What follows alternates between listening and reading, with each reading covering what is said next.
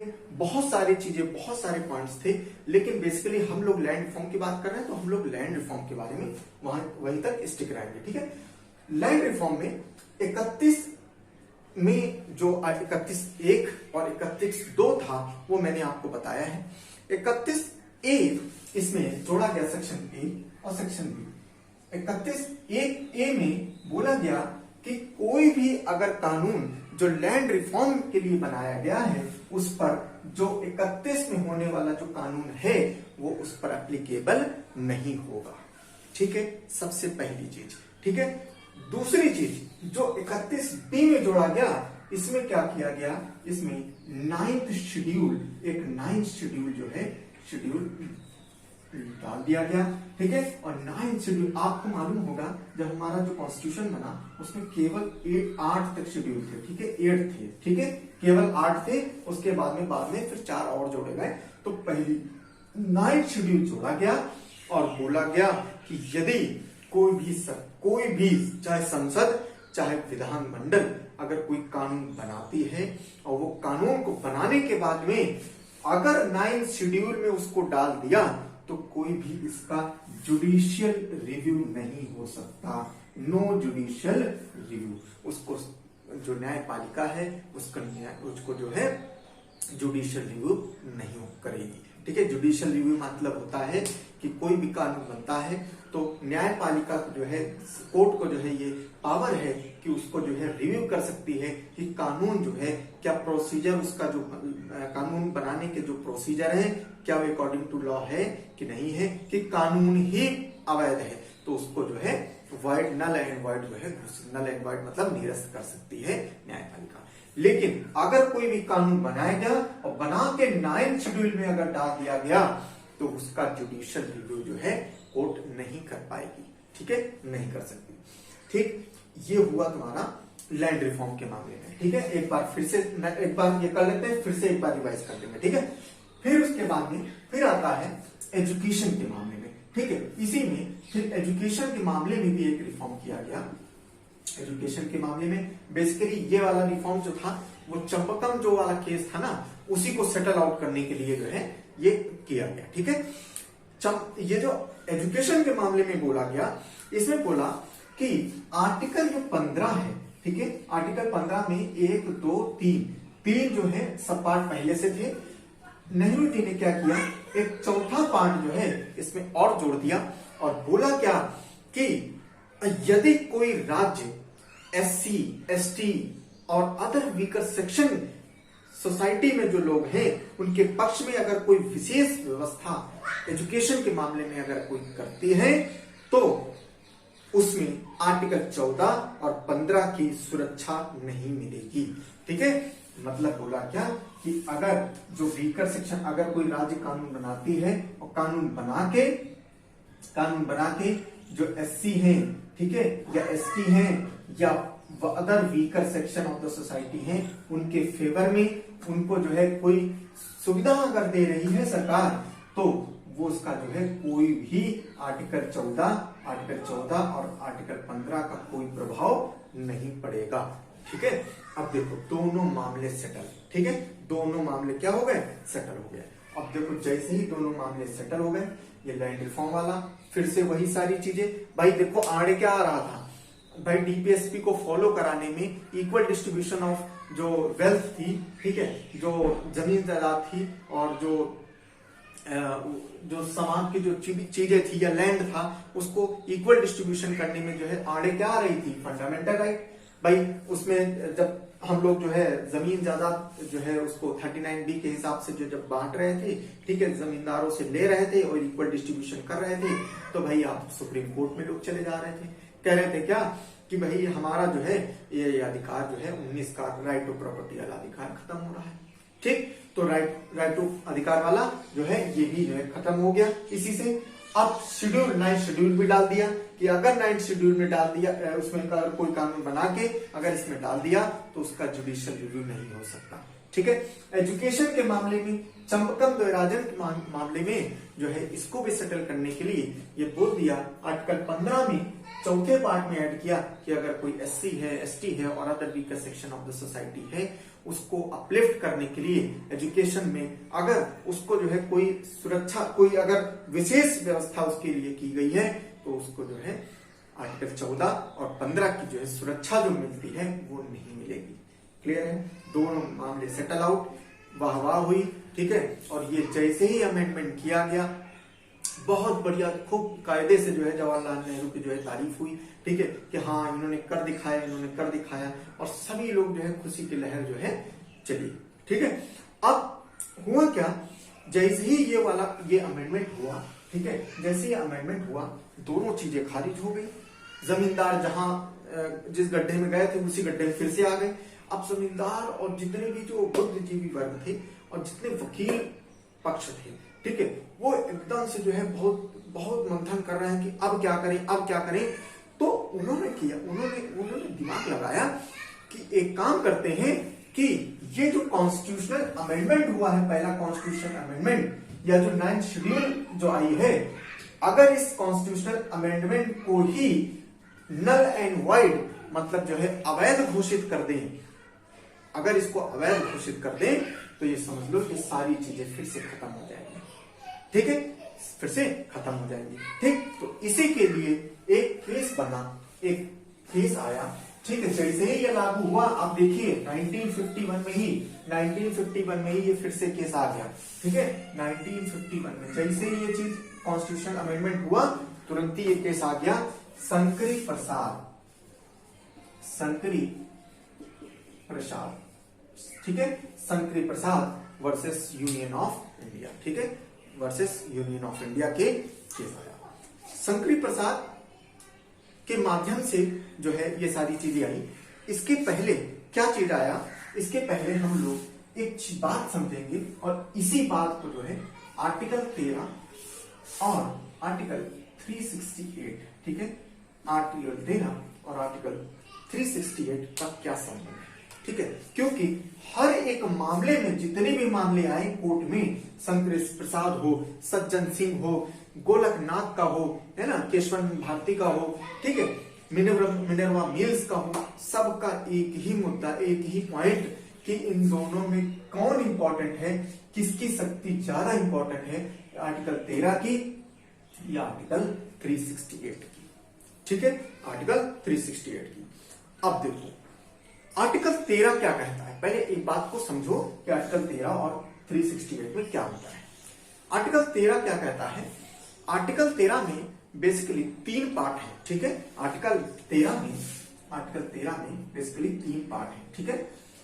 3 part में पहला part जो है इंपॉर्टेंट नहीं, पहला पार्ट जो है वो हमारा संविधान लागू होने से पहले की बातें थी, और आर्टिकल 2 इसमें सब पार्ट 2 और 3 में क्या चीजें हैं वो ध्यान से समझिएगा। 2 में ये बोला गया है क्या कि ऐसा कोई कानून, ठीक है, ऐसा कोई कानून, ठीक है, ऐसा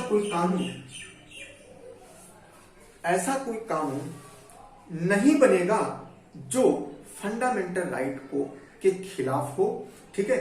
सरकार ऐसा कोई कानून नहीं बना सकती, ठीक है, बहुत ध्यान से सुनना, ऐसा कोई कानून, ये लॉ के वर्ड्स पर ध्यान देना, सरकार ऐसा कोई लॉ या कानून नहीं बना सकती जो फंडामेंटल राइट को वायलेट करे, ठीक है, वायलेट मतलब उसका उल्लंघन करे, ठीक है, उल्लंघन करे, ठीक है, पहली बात, ठीक है।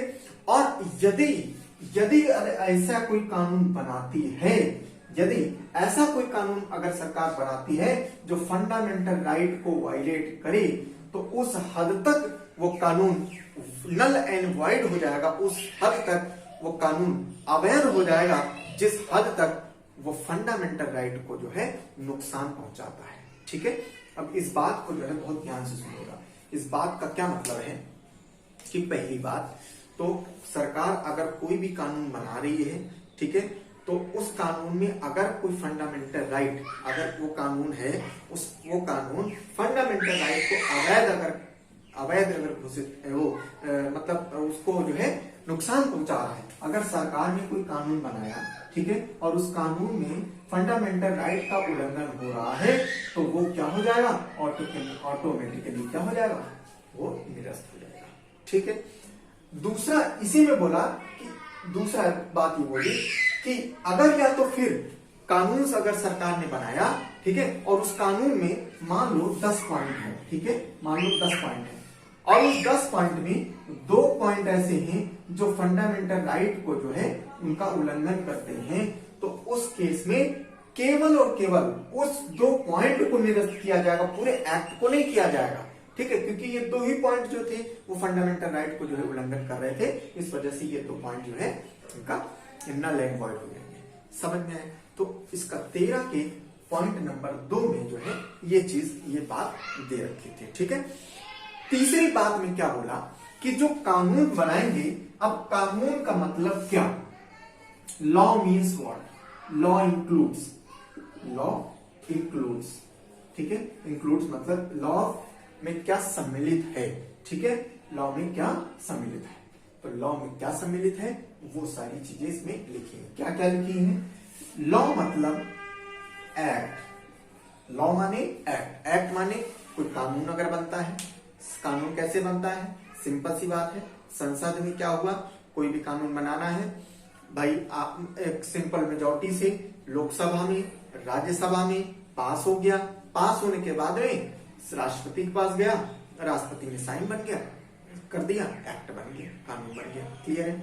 ये होता है। उसी प्रकार से विधानसभा में, ठीक, तो वो क्या है? एक्ट हो गया, ठीक है। इसमें क्या इंक्लूड है? अगर एक्ट नहीं बनाने की समय है तो अध्यादेश या ऑर्डिनेंस, ठीक है, ऑर्डिनेंस जो है पास हो सकता है। अध्यादेश, मान लो एक्ट तो जब सत्र चलेगा तभी बनेगा, ठीक है। अब मान लो एक्ट सत्र नहीं चल रहा है और कोई ऐसी चीज है जो बहुत जरूरी है जहां पर कानून बनाना है, तो एक अध्यादेश पास हो जाता है। अध्यादेश भी जो है वो कानून की परिभाषा में आएगा। कोई सरकार, अगर कोई केंद्र सरकार जो है कोई रूल्स निकालती है, रेगुलेशन निकालती है, ठीक है, कोई नोटिफिकेशन निकालती है, ठीक है, नोटिफिकेशन निकालती है या बायलॉज निकालती है, बायलॉज निकालती है, तो ये सारी चीजें जो है कानून की परिभाषा में जो है इसको कहा जाएगा, कानून की परिभाषा में ये सब आएंगे, ठीक है। इसके अलावा अगर कोई कस्टम है, कोई रीति रिवाज है, ठीक है, इसके अलावा कोई कस्टम है, रीति रिवाज है, और वो कस्टम जो है उसको लॉ के द्वारा जो है प्रमाणिकता है, ठीक है, लॉ के द्वारा जो है उसको बैकअप मिला है, तो वो लॉ भी अगर जो लॉ के द्वारा अगर प्रमाणिकता है तो वो भी कानून माना जाएगा, ठीक है। आप बहुत ध्यान से देखिए, ये सारी बातें जो है कानून में दर्शाई गई, ये सब चीजें कानून है, ठीक, लॉ है, जिस लॉ की बात हो रही है 2 में। अब इस कानून में, इस लॉ की परिभाषा में कहीं भी कॉन्स्टिट्यूशनल अमेंडमेंट एक्ट नहीं बताया, ठीक है, कॉन्स्टिट्यूशनल अमेंडमेंट एक्ट नहीं बताया कि जो कॉन्स्टिट्यूशन अमेंडमेंट के द्वारा, संविधान संशोधन के द्वारा जो है जो कानून बनेगा वो भी इसमें इंक्लूड है। और ये चीज इसमें बताना वो भूल गए कि क्या हुआ क्या नहीं हुआ, मतलब इसमें ये चीज इंक्लूड नहीं है। बस इसी पॉइंट को जो है लेके ये लोग पहुंच गए कहां? शंकरी प्रसाद के केस में, ठीक है। अच्छा, शंकरी प्रसाद से पहले इसको भी समझ लेते हैं, ठीक है। अब 13 तो ये हो गया। 368 क्या है? 368 में क्या दे रखा है कि इसमें 2 पॉइंट है, मैंने आपको बताया था, पहले भी बता रखा है, फिर से समझो। 368 में संविधान संशोधन के बारे में बताया गया है, और 368 में और 368(2) में इसके प्रोसीजर के बारे में जो है बताया गया है। संविधान संशोधन जो है बहुत बड़ी प्रक्रिया होती है। संविधान संशोधन जो है कई प्रकार के होते हैं, तो है ना, और जिसमें कि ज्यादातर देखा जाए एक सिंपल जो है संविधान संशोधन होता है, सिंपल मेजॉरिटी वाला, ठीक है। एक होता है स्पेशल मेजॉरिटी वाला होता है, और एक होता है स्पेशल मेजॉरिटी और उसके साथ में राज्यों की भी जो है सहमति, 50% राज्यों की जो है सहमति होनी चाहिए, ठीक है। 3 प्रकार का संविधान संशोधन होता है, ठीक है। तो ये सारी चीजें हैं, ठीक है। अब देखो, वो संशोधन वाले चैप्टर में मैंने बहुत अच्छे समझाया है, ठीक है। संशोधन अच्छा एक बार समझी लो उस, ताकि आपको समझ में आ जाएगा, ठीक है। संशोधन में क्या होता है? जो तगड़ा संशोधन होता है, पहला मैंने बताया सिंपल संशोधन। सिंपल संशोधन में क्या होता है कि सिंपल सी चीज है कि राज्यसभा में गया, लोकसभा में गया, ठीक है, साधारण बहुमत से 50+1 के बहुमत से पास हो गया, फिर राष्ट्रपति के पास जाएगा, राष्ट्रपति साइन करेंगे, कानून बन गया। ये साधारण बहुमत है। ठीक, जैसे क्या, जैसे साधारण बहुमत से बहुत सारी चीजें हो जाती हैं, जैसे राज्यों का अगर नाम बदलना है, राज्यों का अगर नाम बदलना है, उनकी बाउंड्री बदलनी है, कोई लैंड है उसको एक्वायर करना है अपने में, ठीक है, कोई किसी राज्य है उसकी बाउंड्री को छोटी करना है, ठीक है, या तो कोई नया राज्य बनाना है, ठीक है, या तो आपको जो है कोई आपकी विधानसभा है, जैसे मान लो विधान परिषद है, उसको खत्म करना है, ये सारी चीजें जो है ये सिंपल मेजॉरिटी से जो है ये पास हो जाती है। अब आता है स्पेशल मेजॉरिटी। स्पेशल मेजॉरिटी में क्या होता है कि बहुत ध्यान से सुनना, स्पेशल मेजॉरिटी बहुत इंपॉर्टेंट है। स्पेशल मेजॉरिटी, ठीक है, स्पेशल मेजॉरिटी मैं आपको इसको पढ़ा चुका हूं पिछले चैप्टर में, लेकिन ये जो लोग ये वीडियो पहली बार देख रहे हैं उनके लिए मैं बता रहा हूं। स्पेशल मेजॉरिटी में क्या होता है कि पहली बात तो जो जैसे लोकसभा है और जो राज्यसभा है, इनकी जो स्ट्रेंथ है, इनकी जो स्ट्रेंथ है, जैसे मान लो 545, तो इस 545 का जो है 50% +1 होना चाहिए, ठीक है, और इसका राज्यसभा के भी, इसका जैसे मान लो जो है 250 है, तो 250 का भी, इसका भी 50% +1 ये होना चाहिए, पहली शर्त। दूसरी शर्त ये होगी कि जिस दिन वोटिंग हो रही है तो जितने लोग मौजूद हैं, जितने भी लोग मौजूद हैं, मान लो किसी उसमें रोज में किसी उसमें जो है 300 लोग मौजूद हैं लोकसभा में, तो लोकसभा में 300 मौजूद हैं, तो इसका 2/3 मत होना चाहिए, और उसी प्रकार से राज्यसभा में मान लो 200 मौजूद हैं, तो इसका भी 2/3 जो है मत होना चाहिए। दोनों कंडीशन जब होंगी तब जाके जो है, और फिर जाके वो राष्ट्रपति साइन करेगा, तब जाके वो होता है क्या, तुम्हारा स्पेशल मेजॉरिटी वाला, ठीक है, स्पेशल मेजॉरिटी। अब आता है स्पेशल मेजॉरिटी विद स्टेट का रिकंसिडरेशन, ठीक है, स्टेट के बारे में जो कंसेंट विद स्टेट जो होता है वो वाला क्या होता है। ये वाला तब होगा, स्टेट वाला, जब कोई ऐसे मुद्दे पर जो है कानून बनने जा रहा है जहां पर फेडरल स्ट्रक्चर पर प्रभाव पड़ेगा। फेडरल स्ट्रक्चर मतलब जैसे क्या, जैसे अगर हम बात करें कोई संवर्ती सूची पर, अगर कोई संवर्ती सूची का वो है, या राज्य सूची का कोई सब्जेक्ट है, और उसको जो है आप संवर्ती सूची में या सेंटर में आप डाल रहे हो, उसमें जो है उस लेवल पर जो है राज्य के चीजें जो है होती है, ठीक है। जैसे क्या हुआ, जैसे राष्ट्रपति का इलेक्शन, जैसे क्या है supreme court and high court, ठीक, ऐसे कोई चीजें हैं, जैसे राज्य का सूची है, ठीक, और उसको जो है आप संवर्ती सूची में डालना चाह रहे हो, या तो यूनियन में सेंट्रल लिस्ट में डालना चाह रहे हो, यूनियन लिस्ट में डालना चाह रहे हो, तब जाके वो जो है राज्य की भी कंसेंट होनी चाहिए। क्या होता है उसमें, उसका प्रोसेस क्या है कि उसमें भी स्पेशल मेजॉरिटी, तो पूरा ये प्रोसेस, और इसके बाद में इसके साथ साथ क्या होता है, जो स्टेट हैं, जितने भी स्टेट हैं, उस स्टेट के कम से कम 50% जो है विधानमंडलों की सहमति होनी चाहिए। तो ये होता है फेडरल सिस्टम। ये 3 तरीके के अमेंडमेंट, कॉन्स्टिट्यूशनल अमेंडमेंट होते हैं। तो बड़ी जटिल प्रक्रिया है, ठीक है, बड़ी जटिल प्रक्रिया है। हमारे यहाँ ऑल्टरेशन जो है, हमारा जो संविधान है वो मतलब फ्लेक्सिबल भी है, ठीक है, और थोड़ा कठोर भी है, दोनों प्रकार का है, ठीक है। समानता जो क्या होता है कि सिंपल कोई भी कानून आता है वो सिंपल मेजॉरिटी से ही उसको पास कर लिया जाता है, उसमें दिक्कत नहीं होती है। लेकिन मैंने बताया कि जहां स्पेशल मेजॉरिटी जो है, स्पेशल मेजॉरिटी अगर बात हो रही तो वहां पर बड़ी दिक्कत होती है, ठीक है। दिक्कत ये होती है कि जैसे मान लो आपको संसद में भी पास करना है, ठीक है, और संसद में सिंपल मेजॉरिटी में भी पास करना है, और उसके साथ में आपको जो है 2/3 बहुमत, जो प्रेजेंट एंड वोटिंग है उसके 2/3 बहुमत भी चाहिए, वो थोड़ा ट्रिकी है, ठीक है। अब देखो, अब आते हैं, ये सारी चीजें समझ लिया ना, अब आते हैं हम लोग शंकरी प्रसाद के केस, ठीक है, कि शंकरी प्रसाद के केस में जो है क्या हुआ। आर्टिकल 13 और आर्टिकल 368 में बहस हुई।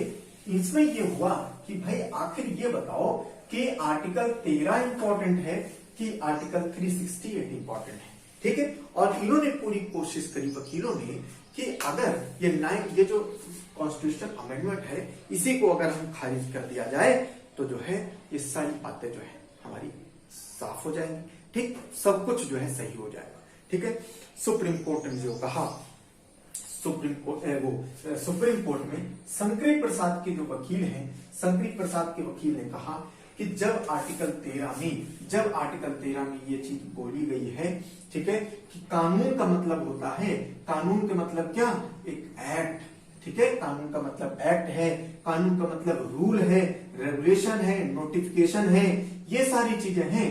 तो ये जो पहला कॉन्स्टिट्यूशनल अमेंडमेंट एक्ट है तो ये भी तो एक्ट है, ये भी तो एक कानून है। तो और ये कानून जो कि फंडामेंटल राइट को जो है ये हमारी अवहेलना कर रहा है, फंडामेंटल राइट जो है उनको जो है अनादर कर रहा है, उनको खत्म कर रहा है। तो इस कारण की वर्ष जो है इस एक्ट को, इस फंडामेंटल जो कॉन्स्टिट्यूशनल अमेंडमेंट हुआ, पहला कॉन्स्टिट्यूशनल अमेंडमेंट एक्ट हुआ है, इसको जो है नल एंड वाइड घोषित किया जाए, इसको खारिज किया जाए, इसको क्या किया जाए, खारिज किया जाए। ठीक है, और दूसरी इसको तुरंत खारिज किया जाए। ठीक है, अब भाई सुप्रीम कोर्ट बहुत असमंजस, सुप्रीम कोर्ट ने कहा कि भाई सरकार तुम बताओ तुम्हारा क्या कहना है। ठीक, अच्छा इसमें एक और बात मतलब इसमें कहा सुप्रीम कोर्ट शंकरी प्रसाद के वकील ने कि जो ये है तुम्हारा जो आर्टिकल 13 है, ठीक है, आर्टिकल 13 है, ठीक है, ये में इसमें जो बात है, ठीक है, और 368 जो आर्टिकल है, 368 आर्टिकल के माध्यम से जो भी अमेंडमेंट हुआ है वो आर्टिकल नंबर 13 में ही निहित है, आर्टिकल नंबर 13 में ही निहित है। ठीक है, बहुत ध्यान से सुनिएगा ये डायग्राम। ठीक है, आर्टिकल नंबर 13 कहता है कि कोई भी कानून बनता है, ठीक है, कोई भी कानून बनता है वो फंडामेंटल राइट को अगर उसकी अवहेलना कर रहा है तो वो रद्द हो जाएगा। ठीक है, कोई भी कानून कैसे बनेगा, अमेंडमेंट के द्वारा। ठीक है, तो वो रद्द हो जाएगा। ठीक, अब देखो तो 368 के माध्यम से जो कानून बनाया गया है तो वो क्या है, आर्टिकल 13 के अंदर है। ये कौन कह रहा है, शंकरी प्रसाद के वकील कह रहे हैं। ठीक है, सुप्रीम कोर्ट के पास मामला जब गया, मामला सुना गया, सुप्रीम कोर्ट ने जो है सरकार से बोला कि सरकार आप अपना पक्ष रखो। तो सरकार का पक्ष ये आया, सरकारी वकील ने कहा कि साहब ये जो आर्टिकल 13 है, आर्टिकल 13 है और आर्टिकल 368 है, ये बिल्कुल जुदा जुदा है, ये बहुत अलग है। नो डाउट आर्टिकल 13 में जो कानून की बात कही गई है कि कानून जो भी बनाया जाएगा वो फंडामेंटल राइट को जो है वायलेट करेगा, ये बात बिल्कुल वो नल एंड वॉइड हो जाएगा। लेकिन आर्टिकल 368 जो है ये बहुत बड़ा एक्ट है, बहुत बड़ा एक्ट, संविधान का संशोधन है, बहुत बड़ा संविधान, एक बहुत लंबी चौड़ी प्रक्रिया के माध्यम से जो है करा जाता है। और आर्टिकल 13 की जो बात है ये जो है एक सिंपल कानून, एक रूल, रेगुलेशन, नोटिफिकेशन, ऑर्डर, ये सारी चीजें जो है आर्टिकल 13 में आती हैं। लेकिन आर्टिकल 368 के माध्यम से जो संविधान संशोधन होता है एक बहुत लंबी चौड़ी प्रक्रिया के माध्यम से होता है। तो इसकी जो पावर है, इसकी जो लिमिट है वो बहुत ज्यादा है आर्टिकल 13 से। आर्टिकल 13 कहीं भी वहां स्टैंड नहीं होता। आर्टिकल 13 अलग है, आर्टिकल 13 वो जो है 368 जो है वो कंप्लीट अलग है। तो ये एक दोनों ही क्या है, एक कंप्लीट अलग अलग चीजें हैं।